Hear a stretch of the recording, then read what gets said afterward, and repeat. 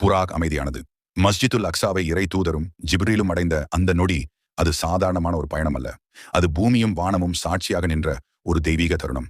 மனிதர்கள் அவர்களை அவமதித்த இடத்திலிருந்து அல்லாஹ் அவர்களை நபிமார்களின் முன் உயர்த்திய இடம் அது. புராக்கிலிருந்து இறங்கிய நபி அவர்களை ஜிப்ரீல் வழிநடத்தினார்கள். அந்த புனித வளாகத்தில் காலத்தின் எல்லைகள் உடைந்து ஆதம் நபி முதல் ஈசா நபி வரை வந்த அனைத்து நபிமார்களும் ஒன்று சேர்ந்து நின்றார்கள். யாருடைய முகமும் பெருமை காட்டவில்லை. யாரும் உயர்வு தாழ்வு என்ற கர்வம் இல்லை. அனைவரும் ஒரே மரியாதையுடன் ஒரே அமைதியுடன் அல்லாஹ்வின் கட்டளைக்காக காத்திருந்தார்கள். ஆனால் வெறும் அற்பத்திலும் கேவலமான பிறவிகளாலான மனிதர்கள் இன்று சிறிதளவு செல்வம், பதவி, உயர்வு வந்துவிட்டால் கர்வமும் பெருமையும் தலைகணமும் பிடித்து ஆடுகின்றார்கள். ஆனால் நபிமார்கள் எந்த ஒரு கர்வமும் பெருமையும் நீ பெரியதா நான் பெரியதா என்ற ஆணவம் இல்லாமல் அல்லாஹுவை மிக நேசத்துடனும் பயத்துடனும் அவனது கட்டளையுடனும் பேணி வாழ்ந்தார்கள். நபிமார்கள் எப்போதுமே உயர்ந்தவர்கள் என்று இந்த பயணத்தின் மூலம் மனிதர்களுக்கு அல்லாஹ் கொடுக்கும் படிப்பினையாகும். பின்பு அந்த இடத்தில் ஜிப்ரீல் அலைஹிஸ்ஸலாம் முன்னே சென்று நபி அவர்களின் கையை பிடித்து இமாமாக நிறுத்தினார்கள். மனிதர்களால் நிராகரிக்கப்பட்ட அந்த நபி இப்போது அனைத்து நபிமார்களுக்கும் இமாமாக நின்றார்.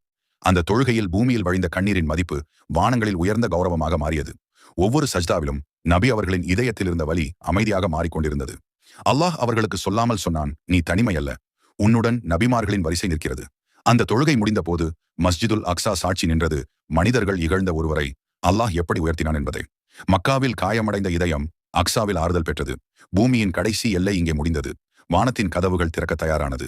கண்ணீரோடு தொடங்கிய அந்த இரவு மரியாதையோடு வானங்களுக்கு செல்லும் பாதையாக மாறியது.